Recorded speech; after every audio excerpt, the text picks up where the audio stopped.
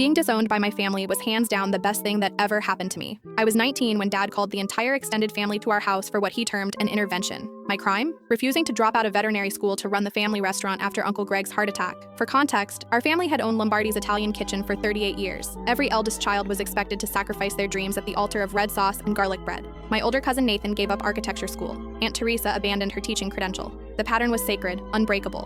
When my turn came, I said no. Dad's face turned the color of marinara.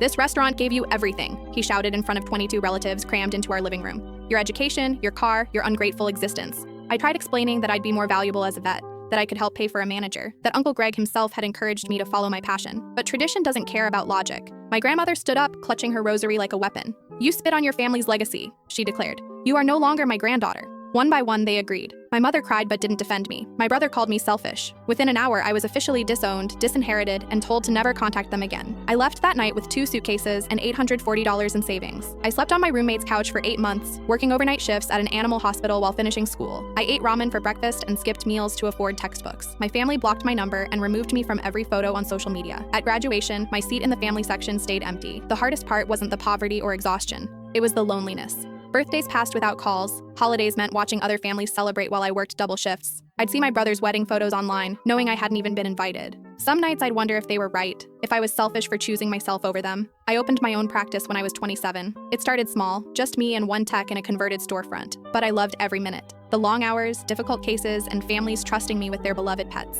I was building something that mattered. Last year, my practice expanded to include emergency services and hired 6 veterinarians. The local news did a feature on us. That's when Uncle Greg called. The restaurant was failing. Years of family management had run it into the ground. They needed money to avoid bankruptcy. "You're doing well," he said carefully, "and family helps family." The audacity was breathtaking. I asked him to name one time they'd helped me in the past 9 years. The silence stretched. "We made a mistake," Dad finally admitted when he got on the line. "We're sorry. Can you please help save the restaurant?" I thought about the nights I'd gone to bed hungry, the times I'd cried alone in my car after 14-hour shifts, the graduations, promotions, and victories they'd missed because their pride mattered more than their daughter. "I hope you find someone who shows up for you," I said, then hung up. The restaurant closed 6 months later. I didn't attend the final night or the estate sale. Instead, I hosted a fundraiser at my practice for families who couldn't afford emergency vet care. We raised $18,000. My roommate from those couch surfing days is now my partner, both in business and life. We're opening our 2nd location next spring. Sometimes the family you choose is worth more than the one you're born into.